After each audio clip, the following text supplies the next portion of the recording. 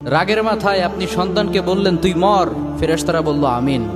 তোর ভবিষ্যৎ অন্ধকার, ফেরেশতারা বলল আমিন।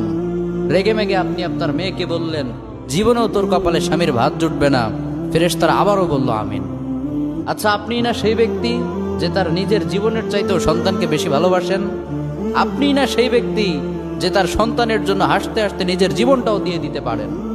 আপনি না সেই ব্যক্তি যে আল্লাহর কাছে নিজের চাইতেও সন্তানের জন্য বেশি দোয়া করে? তাহলে কি করে নিজের হাতে নিজের সন্তানের এত বড় ক্ষতি করতে পারলেন? Doesn't make any sense. Common sense বলতে কিচ্ছু নাই আপনাদের?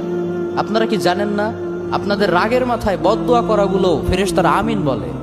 দাওয়াতুল ওয়ালিদ আলা ওয়ালাদি, বাবা মা তার সন্তানের জন্য যেই দোয়া করে সেটা ভালো হোক কিংবা বদদোয়া হোক, আল্লাহ সেটাই কবুল করে নেয়।